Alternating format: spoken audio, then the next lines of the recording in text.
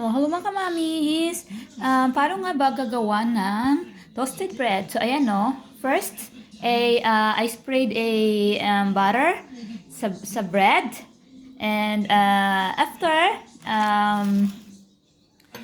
I put some slice of a cheese.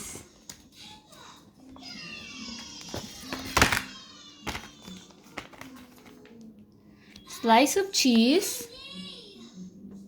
Ayan.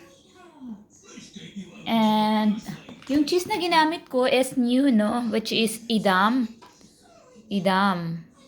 So, ayan. Masarap siya. And after, it depends kung ano pang ilalagay nyo, no? So, sa akin is butter, cheese, and a ham.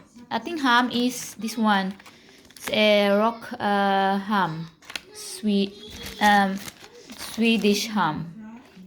So, ayan. So, kukuha tayo ng isang ham.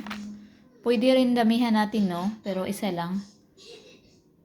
Or 2 slices.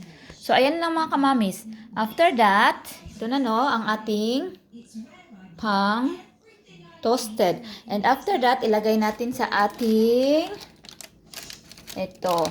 Nilagyan natin ng paper para ano. Lagay ko na lang yan dyan. So, ayan. So, yan na mga kamamis. Hintayin natin ng mga ilang minutes para maging toast. So, yan ang ating toasted bread. Ganyan gagawin ang ating toasted bread. So, babush.